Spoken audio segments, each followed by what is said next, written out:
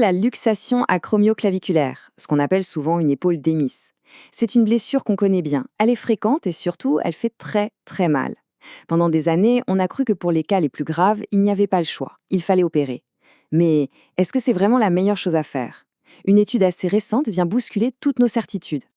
Alors, allons droit au but. Quand on se retrouve avec une luxation bien sévère, l'instinct, c'est de vouloir réparer. On voit que quelque chose est déplacé, on veut le remettre en place. Logique. Sauf que la médecine, c'est parfois un peu contre-intuitif. Donc la question est posée, pour ces cas graves, est-ce que passer sur la table d'opération est vraiment la meilleure option? Bon, avant toute chose, il faut qu'on soit bien clair sur ce dont on parle. Il ne s'agit pas d'un simple petit bobo à l'épaule. Non, on parle bien de la luxation de l'articulation acromioclaviculaire, qu'on appelle aussi l'articulation AC. Pour visualiser, c'est le point de jonction entre la clavicule et l'omoplate. Il faut voir la clavicule un peu comme une entretoise, une barre qui connecte notre bras au reste du squelette. Eh bien, lors d'une luxation, cette connexion est plus ou moins rompue. Et attention, toutes les luxations ne sont pas les mêmes. L'étude dont on va parler s'est concentrée sur les plus costauds. Le type 3, où la clavicule est déjà franchement surélevée, et le type V, où là, la déformation est carrément spectaculaire avec une grosse bosse. C'est typiquement pour ces cas-là qu'on sort l'option chirurgie quasi systématiquement. Et voilà, on arrive au cœur du débat médical. Face à une déformation aussi visible, aussi impressionnante, que doit-on faire? La pensée traditionnelle, et l'étude le souligne bien, elle est assez claire, pour les cas les plus graves, on recommande la chirurgie. La logique derrière semble imparable. C'est très déplacé, donc il faut le remettre en place et le fixer. Mais cette logique, est-ce qu'elle est vraiment basée sur des preuves solides, ou est-ce que c'est juste une habitude? Alors voilà les deux chemins qui s'affrontent. D'un côté, on a un parcours chirurgical qui est quand même assez lourd, hein. Une première opération pour mettre une plaque, des mois de convalescence, puis une deuxième opération pour enlever cette plaque. De l'autre côté, une approche beaucoup plus simple. On met le bras en écharpe quelques semaines, puis on commence la rééducation. Le contraste est assez saisissant. Pour trancher un débat pareil, les avis et les opinions, ça ne suffit pas. Ce qu'il faut, ce sont des données, des vrais, des solides. Et c'est précisément ce qu'une équipe de chercheurs a décidé d'obtenir. Et pour ça, ils ont utilisé la méthode la plus fiable qui soit. Un essai contrôlé, randomisé. En gros, ils ont pris 124 patients avec des luxations bien sévères et par tirage au sort, ils les ont séparés en deux groupes. La moitié a eu la chirurgie, l'autre moitié la physio. Et ensuite, ils ont suivi tout le monde pendant 2 ans avec une seule question en tête. Au final, qui s'en sort le mieux? C'est là que les choses deviennent vraiment fascinantes. Les premiers résultats sont tombés et disons qu'ils allaient un peu à l'encontre de ce que tout le monde attendait. Les chercheurs ont donc fait des bilans à des moments clés. 3 mois après la blessure, puis 6 mois, 1 an et enfin 2 ans.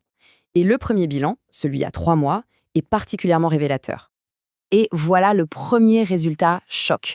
Après seulement 3 mois, le groupe qui n'a fait que de la physio avait une fonction de l'épaule bien meilleure que le groupe opéré. On parle d'un score d'environ 82 sur 100 contre 61 pour le groupe chirurgie. C'est une différence qui est juste énorme. Autrement dit, la récupération était beaucoup plus rapide sans opération. Et ce n'est pas tout. En plus de mieux bouger leur épaule, ils avaient aussi beaucoup moins mal. À ce stade de la partie, le verdict est sans appel. L'approche la moins invasive donne de bien meilleurs résultats en début de parcours. D'accord, une récupération plus rapide, c'est super. Mais ce qui compte vraiment, c'est le résultat final, non? L'objectif, c'est d'avoir une épaule qui fonctionne bien pour le reste de sa vie. Alors, passons au verdict final, après 2 longues années. Et voici le fin mot de l'histoire, après 2 ans.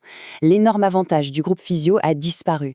Mais attention, pas parce qu'ils ont régressé, c'est parce que le groupe chirurgie a fini par les rattraper.